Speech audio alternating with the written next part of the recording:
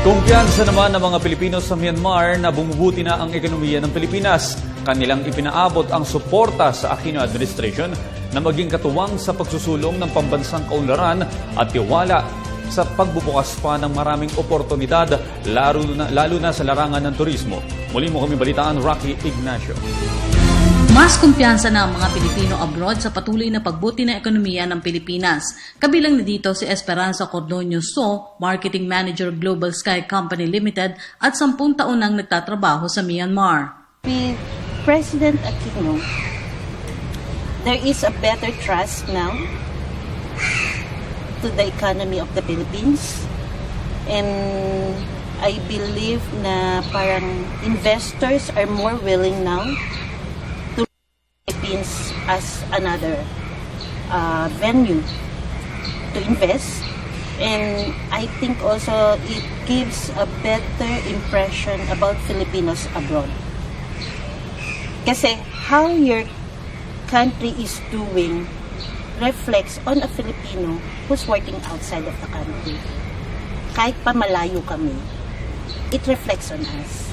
So yung trust na naibigay sa ating Pangulo, napupunta rin sa amin. It reflects on us also. Para naman kay Norberto Ong, Senior Consultant ng Waterstone Myanmar Consulting Services Company Limited, bukod sa pagtaas ng tiwala at kumpiyansa, mas nabubuksan na rin ng Pilipinas na maipakita ang mayamang kultura at maipagmamalaking ganda na may tuturing na Spain of Asia. Sa harap na rin ito na isinusulong na Air Services Agreement sa pagitan ng Pilipinas at Myanmar. So ngayon nakikita nila ang Philippines as a destination.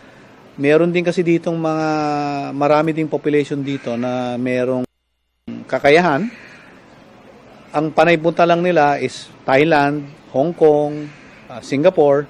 Ngayon nadidiscover nila yung Philippines. Our beach, our food, our culture. They consider us as Spain of Asia, which is unique, no? Wala silang mapupuntahan ganyan sa ASEAN kundi tayo eh. So yun ang matutulong naman natin sa Pilipinas, tourism din.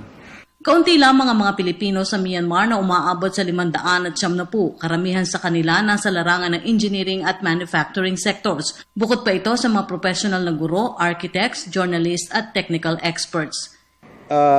Opening of ASEAN is very, very important to the Philippines. So mahalaga na nandun si Presidente at i-advocate niya na buksan natin yung pintuan to one another.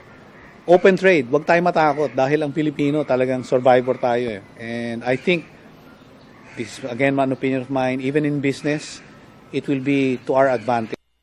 Para sa Telebisyon ng Bayan, Rocky Ignacio, Nipido, Myanmar.